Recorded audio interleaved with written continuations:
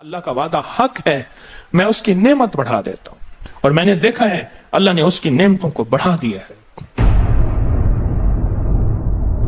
ایک درویش تھے، ایک مسجد ہے کوبے والی، ان میں ان کی قبر ہے۔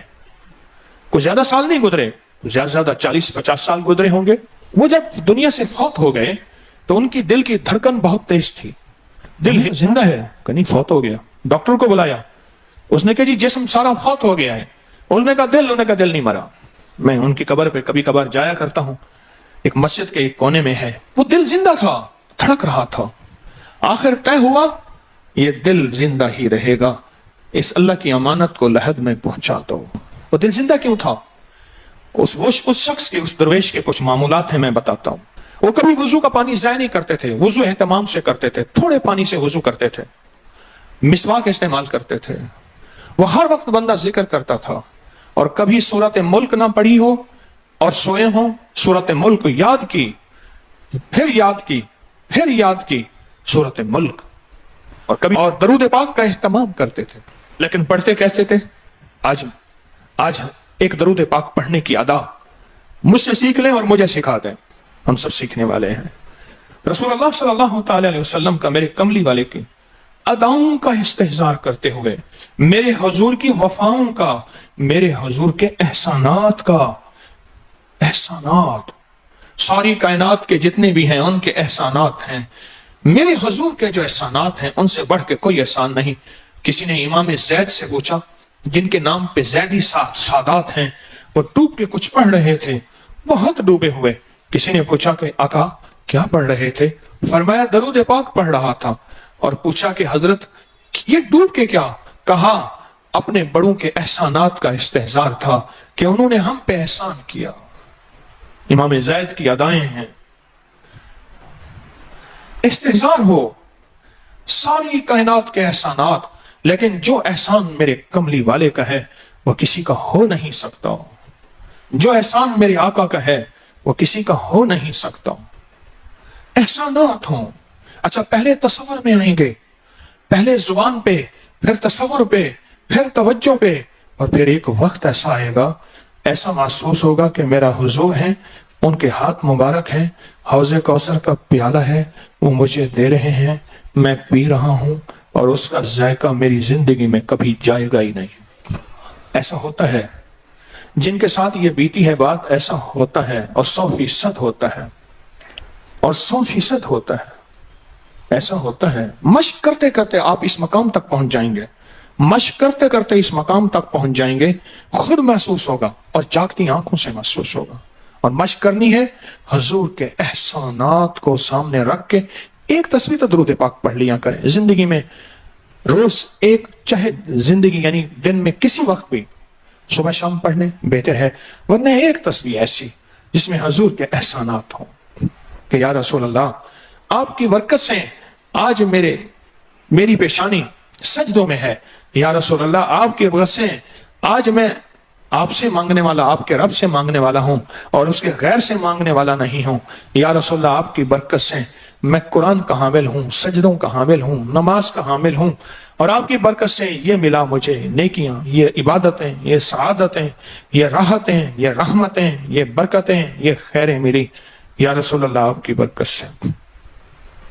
ایک تصویر ایسی ہو جس میں میرے آقا کے احسانات کا سخت ترین تصور ہو، سخت ترین خیال ہو، اور سخت ترین استحضار، ایک تصویر ایسی ہو۔ اچھا پہلے یہ تصور میں بات آئے گی، پھر تصور بڑھتا چلا جائے گا، پھر یہ تصور ترقی کی راہیں اختیار کرے گا، پھر یہ ترقی اور آگے بڑھے گی، بڑھتے بڑھتے ایک وقت ایسا آئے گا کہ احساس ہوگا کہ حضور سامنے تشریف فرما ہے اور میں آقا کے قدموں میں بیٹھا ہوں۔ آنکھوں سے، جاگتی آنکھوں سے جلوے نظر آئیں گے، جاگتی آنکھوں سے نقشے نظر آئیں گے، جاگتی آنکھوں سے دیدار مصطفیٰ نصیب ہو۔ کئی درویش تھے، کئیوں نے کہا ہمارے لاہور میں شادرہ ہے، وہاں ایک صاحب تھے، کسی درویش کے پاس گئے، اس نے کہا جی مجھے حضور کا دیدار کرا دیں۔ فرمایا آنکھیں بند کر۔ آنکھیں بند کر کی تو اس دم اس کی جھٹکے سے آنکھیں کھولی، کہا اللہ کی قسم میں نے حضور کا دیدار کر لیا۔ جاگتی آنکھوں سے آپ آج فیصلہ کریں، ایک تسبیح درود پاک کی پڑھیں، صبح شام پڑھیں، 12 تسبیحاں پڑھیں، 16 پڑھیں، 100 پڑھیں، 1000 پڑھیں، لاکھ پڑھیں روزانہ، لیکن ایک تسبیح ایسی ہو جس میں حضور کے احسانات، حضور کی شفقتیں امت پہ، حضور کی محبتیں امت پہ، میری کملی والے کی عطائیں، شفقتیں، مہربانیاں، کمالات، احسانات، اس کا تصور کرتے ہوئے پڑھیں گا۔ پہلے تصور نہیں جمے گا، پھر آہستہ آہستہ آہستہ آہستہ یہ تصور توجہ میں تبدیل ہوگا، تصور توجہ میں تبدیل ہوگا، پھر یہ توجہ دھیان بن جائے گا، پھر دھیان اعتقاد بن جائے گا، ایقان کہتے ہیں جسے، پھر ایقان یقین کی شکل اختیار کرے گا۔ جب یقین بنے گا نا، پھر ایسے اللہم صلی علی پڑھیں گے اور صلی علی کے سارے نقشے سامنے آ جائیں گے، صلی علی کے سارے نقشے سامنے آ جائیں گے، ساری کیفیتیں سامنے آ جائیں گے۔ ایسے لوگوں کو سنو جو فائدہ ہوتا ہے وہ طی الارض حاصل ہو جاتا ہے، ایسے لوگوں کو طی الارض حاصل ہو جاتا ہے۔ طی الارض یہ ہے کہ اللہ کے بعض اولیاء بندے ایسے ہیں، وہ پہلا قدم اٹھاتے ہیں تو دوسرا قدم 1400 میل کا ہوتا ہے، پہلا قدم کے بعد جب دوسرا قدم وہ 1400 میل کا۔ طی الارض کی آج میں نے آپ کو بنیاد بتا دی، وہ میرے آقا کی محبتیں اور میرے آقا کے احسانات اور میرے کملی والے کے احسانات کا تصور کر کے استحزار قلبی، استحزار لسانی، یہ پڑھ کے درود پاک پڑھیں، زبان سے درود پاک پڑھیں قبول، بے دہانی سے پڑھیں قبول، درود ہے ہی ایسی عبادت، بے توجہ سے پڑھیں قبول، مصروف زندگی میں پڑھیں قبول، وضو پڑھیں قبول، بے وضو پڑھیں قبول، پر ایک تسبیح کوئی ایسی بھی پڑھ کے دیکھ لیں جو میری آخرت کا سامان بن جائے، اور دنیا میں مرنے سے پہلے اللہ میرے دل کی آنکھیں کھول دے، چہرے کی تو کھلی ہیں، اللہ دل کی کھول دے۔ ہاں، دل کی آنکھیں جس کی کھل جاتی ہیں وہ زندگی میں کامیاب، دنیا میں کامیاب، عزتوں کے تاج، شان و شوکت کے تاج، جس کی دل کی آنکھیں کھل جاتی ہیں، وہ نامراد بھی ہے نا تو بامراد ہو جاتا ہے۔ اور جو بندہ حضور کے احسانات کے ساتھ ایک تسبیح درود پاک کی پڑھے گا وہ نامراد سے بامراد ہوگا۔ اور بامراد کیسے ہوگا؟ ذرا غور سے سنیں۔ بامراد کیسے ہوگا؟ ذرا غور سے سنیں۔ بامراد ایسے ہوگا کہ اللہ پاک اگر اس کی پیشانی پہ بدبختی، شقاوت، ذلت، لعنت لکھی ہے، اللہ درود پاک استحضار سے پڑھنے کی برکت سے اس کی پیشانی پہ رحمت، عطا اور شفقت، مہربانی، محبت اور کرم لکھ دیتا ہے۔ ایک تسبیح ایسی پڑھ لیں جس ایک تسبیح پہ استحضار ہو، دل کی کیفیتیں، دل کی گہرائیاں ہوں، جس ایک تسبیح پہ، اس ایک تسبیح کے بعد پھر آپ اپنے وجود کو دیکھیں۔ ایک فائدہ اور ہوگا جو جنہوں نے یہ عمل کیا انہوں نے بتایا، ایک فائدہ اور ہوگا، وہ فائدہ یہ ہوگا کہ جسم ہواؤں میں تحلیل ہو جائے گا، یہ وجود ختم ہو جائے گا، یہ جو موجودہ وجود ہے۔ دیکھیں، آپ جو خواب دیکھتے ہیں نا، وہ بھی آپ کا وجود ہوتا ہے، وہ روح کی دنیا کا وجود ہوتا ہے، یہ تن اور من کی دنیا کا وجود ہے۔ اس وجود کو فنا ہے، روح کی دنیا کے وجود کو فنا نہیں ہے، بقا ہے۔ پھر آپ کو روح کی دنیا کا وجود ملے گا، اور روح کی دنیا کا وجود پھر کائنات کی سیر کرے گا اور کائنات کے جلوے دیکھے گا، کائنات کے مظاہر اور منظر دیکھے گا۔ پھر آپ زبان پہ نہیں لا سکیں گے کہ لوگوں کے برتن چھوٹے ہیں، اور فرمایا پھر یہ شخص اپنے آپ کو چھپائے گا ایسے جیسے کوئی ناپاک کپڑے کو چھپاتا ہے، اپنے عیبوں کو جو چھپاتا ہے ایسے اپنی اس ولایت کو چھپائے گا۔ ایک تسبیح سے ابتدا ہوتی ہے، ایک تسبیح سے۔ میرے شیخ رحمت اللہ علیہ نے مجھے 1984 میں بیعت فرمایا اور اس ایک تسبیح کے پڑھنے کی ترتیب فرمائی۔ اللہ کرے مجھے بھی مل جائے۔ مشق کریں، محنت کریں، ایک تسبیح ایسی مل جائے درود پاک کی جو میرے وجود کے اندر کے سارے نظام کو دھو دے، میرے من کو، میرے تن کو دھو دے، میرے جذبوں کو دھو دے، میری آنکھوں کو، میرے کانوں کو دھو دے، میرے ہاتھ پاؤں کو دھو دے، میری ناپاک تنہائیوں کو دھو دے، اور ایسا دھو دے کہ جب اللہ کے حضور حاضر ہوں جیسے میرا کفن سفید ہو ایسے میرا دل بھی سفید ہو، سیاہ نہ ہو۔ یہ ایک تسبیح میری زندگی میں، ایک تسبیح ایسی ہو، میرے حضور کا احسان کر، آپ کے احسانات۔ اللہم صلی علی محمد و آل محمد، اللہم صلی علی محمد کما تحب و ترضی لہ، اللہم صلی علی محمد بعدد کل داء و دواء وبارک وسلم کوئی بھی درود مسنون درود ہے اسے پڑھیں، ایک تسبیح پڑھیں، پر پڑھیں ایسے. اور میں یہ نہیں کہتا کہ صرف ایک ہی پڑھیں، یہ میں ابتدا بتا رہا ہوں، یہ ابتدا بتا رہا ہوں. اگر اس ابتدا میں ایک تسبیح ایسی پڑھنی شروع کر دیں، زندگی کمال، حیرت انگیز کمال. ٹینشن کا علاج آخری درجے کا، ذہنی دباؤ تناؤ کا علاج، ہائی بلڈ پریشر کا علاج، لا علاج بیماریوں کا علاج، الجھی ہوئی زندگی کا علاج، ناممکن مسائل کا علاج اور پریشانیوں کا علاج، دکھوں کا علاج، مسئلوں اور مشکلوں کا علاج، ایک تسبیح دھیان سے پڑھی ہوئی. پھر ایک تسبیح کریں گے کیا؟ یہ فرشتوں کو ہدیہ کریں کہ میرے آقا کی بارگاہ میں پہنچائیں.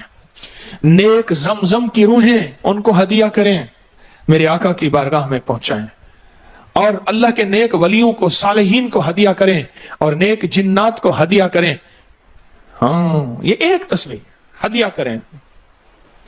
فرمایا کتابوں میں ہے جتنی بھی نیک روحیں ہیں اس دنیا میں، کائنات میں جہاں بھی وہ بندہ فوت ہوتا ہے، ہر نیک روح، جنتی روح زمزم کے کنویں میں اس کا قیام ہے، اس کا مسکن، اس کا قیام زمزم کے کنویں میں ہے.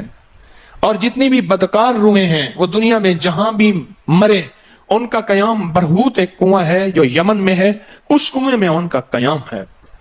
حضرت شیخ الحدیث نے اپنی کتاب میں لکھا رحمت اللہ علیہ نے، فرمایا کہ ایک شخص تھا، امانتیں رکھتا تھا، لوگ امانتیں اس کے پاس رکھتے تھے. ایک شخص امانت رکھ کے اس کے پاس سفر میں گیا، عرصے کے بعد آیا تو وہ فوت ہو گیا تھا. بیٹا امانت دینے سے انکاری تھا، پریشان ہوا، مکہ کے درویشوں کے پاس گیا کہ کیا کروں. فرمایا رات کے آخری پہر میں زمزم کے کنویں پہ جا اور آواز دے اس شخص کو جو امانتیں رکھتا تھا. تجھے پہلی آواز میں جواب دے گا اور تجھے بتائے گا کہ تیری امانت کہاں ہے. رات کے آخری پہر میں گیا، سلام کیا، اس شخص کو آواز دی، آواز نہ آئی، پھر آواز دی، جواب نہ آیا، پھر 3 بار، آخر واپس آیا. صبح درویشوں کے پاس پھر گیا، کہنے لگے انا للہ و انا الیہ راجعون. لگتا ایسے ہے کہ وہ زمزم کے کنویں کی روح نہیں ہے، لگتا ہے کسی خطا کی وجہ سے کسی پکڑ میں ہے. جاؤ یمن میں برہوت کے کنویں پہ، وہاں جا کے آواز دو. وہ پھر سفر کرتے ہوئے برہوت کے کنویں میں گیا، رات کے آخری پہر میں آواز دی تو پہلی آواز میں جواب ملا، تیری امانت موجود ہے اور وہ تیری امانت فلاں جگہ پڑی ہے، اس کو کھود کے نکال لے. اور پوچھا آپ یہاں کیسے؟ کہا کہ بس کوئی عمل ایسا ہو گیا تھا جس عمل کی وجہ سے میں اس وقت بدکار روحوں کے ساتھ ہوں. جتنی بھی نیک روحیں ہیں پوری کائنات میں، ازل سے لے کر ابد تک، آخری دم تک، آدم سے لے کر آخری دم تک، جتنی بھی نیک روحیں ہیں وہ ساری نیک روحیں، وہ ساری نیک روحیں زمزم میں رہتی ہیں. جو درود پاک پڑھیں، جو نفلی عبادات پڑھیں، جو تسبیحات پڑھیں، جو ذکر کریں، جو ہدیہ صدقہ کریں، وہ کیا کریں؟ ساری فرشتوں کو پہلے ہدیہ کر دیں، فرشتوں کو ہدیہ کر دیں. ان میں وہ فرشتے بھی موجود ہوں گے جو میرے حضور کے روزے پہ جائیں گے. صبح فجر کے بعد فرشتے جاتے ہیں، فرشتے فجر سے لے کر عصر تک فرشتے درود و سلام میرے حضور کے روزے پہ پڑھتے ہیں.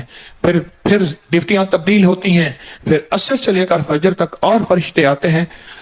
اور یہاں تک روایات میں آتا ہے کہ جو آج فرشتوں کی ذمہ داری لگی ہے، خدمت لگی ہے، پھر وہ قیامت تک ان کی خدمت پھر نہیں آئے گی اور وہ پچھتاتے رہیں گے. اتنے فرشتے اللہ نے بنائے ہیں. جو بھی درود پاک پڑھیں اور اس کے علاوہ عبادات جتنی بھی کریں، وہ ساری عبادات فرشتوں کو ہدیہ کریں. وہ ساری عبادات نیک روحوں کو ہدیہ کریں جو زمزم کے کنویں میں رہتی ہیں، اور ساری عبادات فرشتوں کو، روحوں کو اور جنات کو ہدیہ کریں. اور ان سے کہیں کہ اللہ سے دعا کریں اللہ میرے یہ کام بنا دے. پھر کام بنتے دیکھیں، پھر مسائل حل ہوتے دیکھیں، پھر ناکامیاں ختم ہوتے دیکھیں، پھر حالات کو انشاءاللہ سنورتا دیکھیں، سنورتا دیکھیں، سنورتا دیکھیں. بہت میں نے طاقتور وظیفہ، بہت طاقتور عمل اور بہت طاقتور ایک کنجی اور ایک راز دے دیا آپ کو. بہت عجب عمل ہے، بہت طاقتور اور بہت حیرت انگیز عمل ہے جو میرا نہیں، صدیوں سے آزمودہ ہے، صدیوں سے آزمودہ ہے. اللہ کے دوست اس کو کرتے چلے آئے ہیں اور اللہ کے دوستوں کا آزمودہ عمل ہے بہت زیادہ، بہت زیادہ.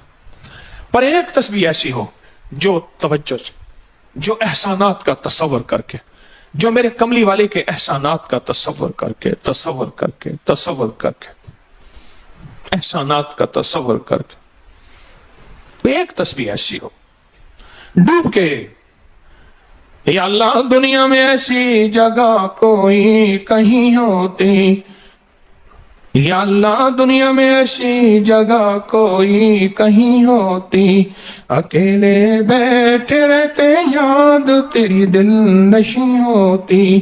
کوئی ایسی جگہ ڈھونڈ لیں، نہیں ملتی، کوئی ضروری نہیں اپنے دل کو تنہائیوں میں لے ہیں۔ وہ کیسے؟ دنیا کے مشغلوں میں ہم باخدا رہے، دنیا کے مشغلوں میں ہم باخدا رہے، سب کے ساتھ رہتے ہوئے سب سے جدا رہے، سب کے ساتھ رہتے ہوئے سب سے جدا رہے۔ کوئی لمحہ ایسا اپنے آپ کو تنہا کر لیں، کوئی لمحہ ایسا اپنے آپ کو فارغ کر لیں، کوئی لمحہ ایسا اپنے آپ کو تنہائی میں بٹھا کے نا ایک تسبیح درود پاک کی، اور تسبیح نہیں ہے یہ انگلیوں کے نشان تسبیحیں ہیں، یہ پھر تسبیح بھی جہاں گواہی دے گی وہاں قیامت کے دن یہ انگلیاں بھی گواہی دیں، پھر یہ تسبیح ہدیہ کریں۔ فرشتے ٹوٹ پڑتے ہیں اس درود پاک کے ہدیے پہ، کیوں؟ ان کی غذا ہی نور ہے اور درود نور ہے، ان کی غذا ہی نور ہے اور درود نور ہے، ان کی غذا ہی یہی برکت ہے اور درود برکت ہے، ان کی غذا ہی خوشبو ہے اور درود خوشبو ہے، ان کی غذا بھی یہی ہے۔ ایک تسبیح ایسی ہو جس پہ آپ دیوانے ہو جائیں، یہاں تک کہ بعض مشاہدات میں یہاں تک کہتے ہیں، دیکھنے والے اہل نظر کہتے ہیں کہ ایک تسبیح جو دھیان والی پڑھی اور فرشتوں کو مسلسل ہدیہ کیا، روحوں کو ہدیہ کیا اور جنات کو ہدیہ کیا، تو کچھ ہی عرصے میں فرشتے جاگتی آنکھوں سے نظر آنا شروع ہو جاتے ہیں اور روحیں خواب میں آ کے شکریہ ادا کرتی ہیں، اور جنات جاگتی آنکھوں سے، جنات دیکھیں اللہ نے جنات کو اوجھل کر دیا، پردے دے دیے، روحوں کے سامنے پردے دے دیے، فرشتوں کے سامنے پردے دے دیے۔ فرشتے ہیں، میری آنکھ نہیں دیکھ سکتی، ارواح کا نظام، روحوں کا نظام ہے، میری آنکھ نہیں دیکھ سکتی، جنات کا نظام ہے، میری آنکھ نہیں دیکھ سکتی۔ اللہ پاک پھر پردے ہٹا دیتے ہیں، رخ سے پردے ہٹے، رخ سے پردے ہٹے، طور جلنے لگا، میرے ساقی کا مجھ پہ کرم ہو گیا، میرے ساقی کا مجھ پہ کرم ہو گیا۔ یہ ایک تسبیح آج کا سبق ہے، کملی والے کی محبتوں کا سبق ہے، ایک تسبیح۔ درود پاک وہ عبادت ہے جس عبادت کے کرنے والا کبھی محروم نہیں رہتا، اس عبادت کو پڑھنے والا کبھی محروم نہیں رہتا۔ درود پاک وہ عبادت ہے، ہر عبادت کے لیے اخلاص کی ضرورت ہے، مخلص ہونا ضروری ہے، ہر عبادت کے لیے، ہر عبادت کے لیے اخلاص اور مخلص ہونا ضروری ہے، لیکن درود وہ عبادت ہے جس کے لیے مخلص ہونا بھی ضروری نہیں۔ اگر کوئی بندہ دکھاوے کی نیت سے درود پڑھتا ہے تب بھی قبول ہے، قبول ہے، قبول، لیکن مومن کبھی دکھاوے کی نیت سے پڑھ ہی نہیں سکتا۔ مومن کے اندر تو للہیت اور اخلاص ہوتا ہے اور اللہ کی رضا ہوتی ہے، مومن کبھی دکھاوے کی نیت سے درود نہیں پڑھتا۔ میں یہ سوچوں کہ میں اپنی زندگی میں اب تک کتنا درود پڑھ چکا ہوں۔ اور میں ایک محفل تھی، اس میں کچھ لوگ بیٹھے تھے، ایک بندہ آیا، اس نے درود پڑھا، اس کے پڑھنے پہ سارے لوگوں نے درود پاک پڑھا، اس نے درود پڑھا، اس کے پڑھنے پہ سب نے درود پڑھا۔ اللہ کا اس کا مقبول محبوب بندہ اس محفل میں کوئی ایسا بیٹھا تھا، اس کے پڑھنے سے سب نے پڑھا اور اس کا قبول ہوا، وہ دنیا سے بندہ رخصت ہو گیا، وہ بندہ دنیا سے رخصت ہو گیا۔ جب دنیا سے رخصت ہو گیا وہ بندہ، تو کسی نے موت کے بعد 12 سال پوچھا کیا بنا؟ کہنے لگے اللہ جل شانہ نے مجھے بخش دیا، اور بخشا اس لیے میں نے درود پڑھا تھا، اور میرے درود پڑھنے پہ کسی نے درود پڑھا تھا، اور اس کی اللہ کی بارگاہ میں اس بندے کی اتنی عظمت اور حیثیت تھی کہ اس کا بھی قبول ہوا تو سب کا بھی قبول ہوا۔ ایک کاتب تھا، کاتب یہ کمپوزر جسے کہتے ہیں، کتابت کرتے ہیں، لکھتے ہیں کتابیں قرآن پاک، کاتب تھا، کسی نے مرنے کے بعد اسے خواب میں دیکھا، کیا بنا؟